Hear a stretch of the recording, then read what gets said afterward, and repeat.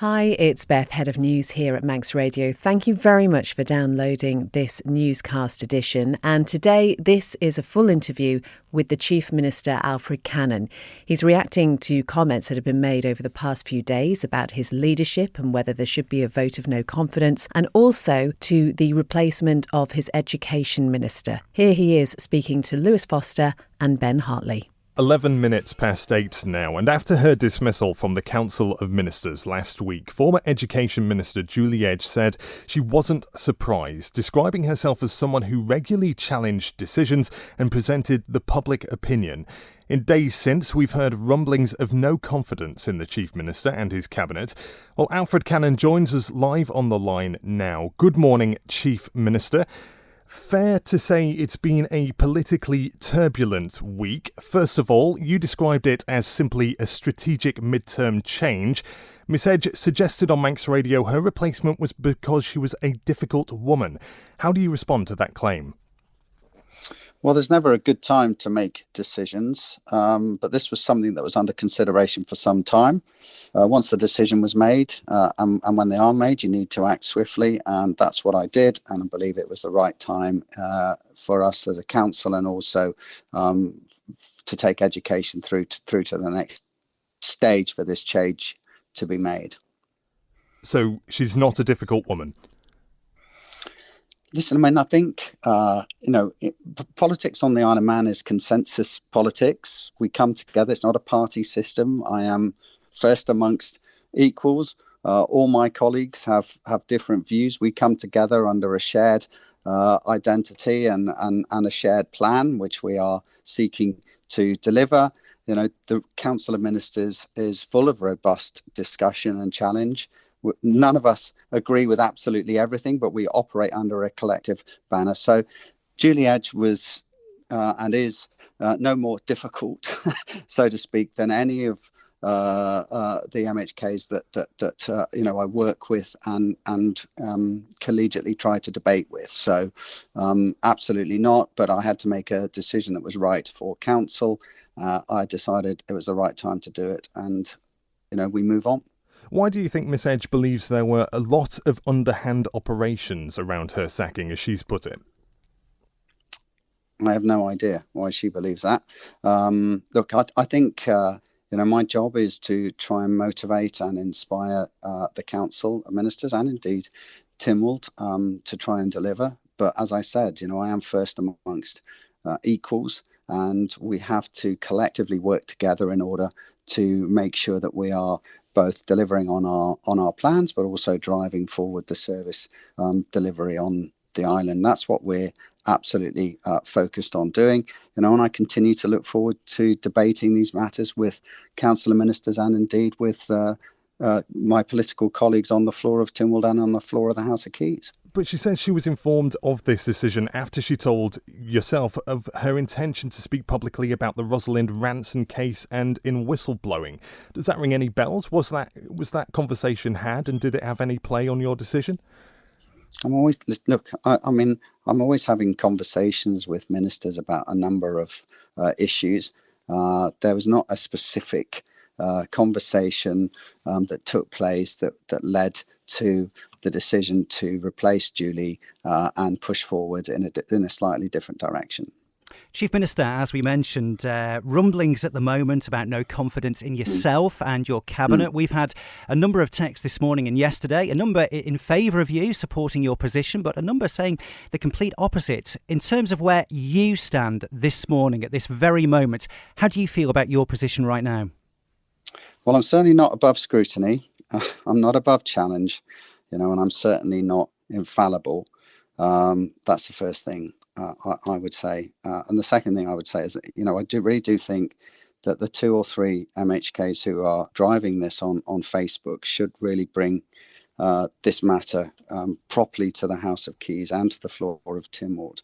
And it should be part of proper, robust debate. I don't think the current positioning really is helping confidence, and I certainly don't think it's really helping the island tackle some of the big issues. And the second thing, I did want to speak to your listeners this morning, or to say to them, look, as I said, I've clearly,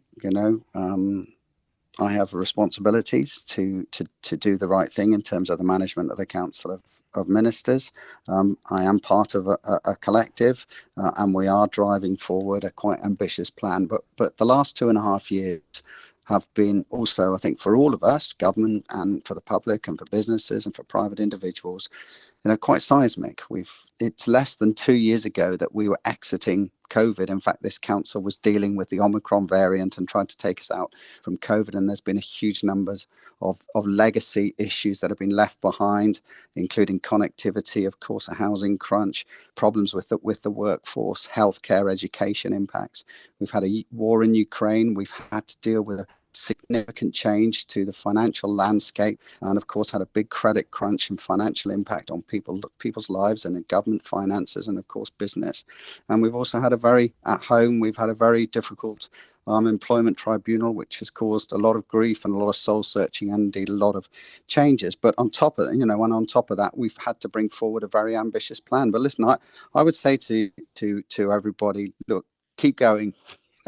We are getting through this. There are brighter days ahead. I know there are a lot of problems. Council of Ministers know there are a lot of problems. There's still a lot for government to get to grips with, but a lot of plans and foundations have had to be laid in this very, very difficult period.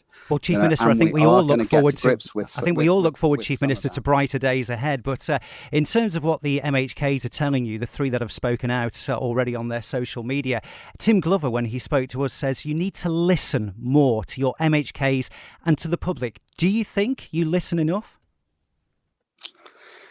Look, I think absolutely there's probably room for some improvement, but I think we also need to understand that I do get a lot of problems articulated, but obviously, dealing with those, we have to kind of find the solutions. It would be helpful, particularly for those who there's a different way, that different way is articulated properly and concisely. And of course, for Tim Glover and everybody else, there are various methods for them to articulate this concisely on the floor of Tynwald and in public, and that can be done through private members' motions. So they can bring a motion to try and influence government policy. They can bring a private members' bill to try and influence legislation. They can, of course, offer different alternatives through the type of questioning that they are presenting as well. But we do need alternatives, and I would ask that those are brought forward. And listen, one of the things that will shortly be doing is I will be coming round to the island on a sort of meet the Chief Minister type scenarios. These are likely to happen either just before or after Easter. I'm going to come to each of the regions and listen to people. When we put together the island plan, we did go out and try and consult with everybody as much as we did, and indeed went around the regions. And look, I would say to you that we're not completely without error. And for example, we did listen to the concerns around the southern swimming pool, and we did offer a change of direction and had to hold our hands up and say, look, sorry, that's not been particularly well handled. But I think it's the solutions that we need to try and find and listen to.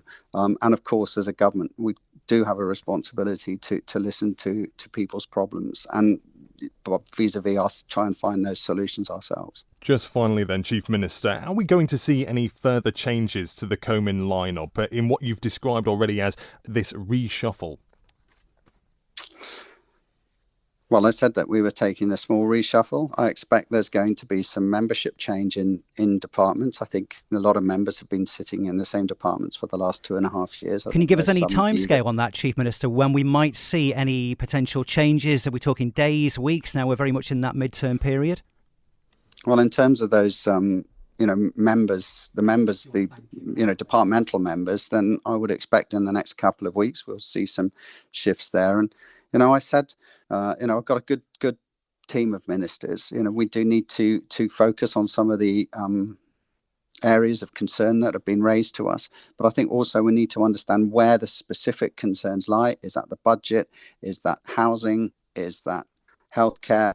And particularly within that, where and what people really feel that the sense of the direction that we're travelling should be, as opposed to where it is at the moment. And I think we do need to reflect on those concerns, and in fact we're always reflecting on concerns, but there are ways for members to do this, and I think the proper way for this to be done is on the floor of the House of Keys and in Tynwald. Chief Minister Alfred Cannan, Guramayad, thank you. Thank you for making it to the end of the Little Manx Radio newscast. You are obviously someone with exquisite taste. May I politely suggest you might want to subscribe to this and a wide range of Manx Radio podcasts at your favourite podcast provider, so our best bits will magically appear on your smartphone. Thank you.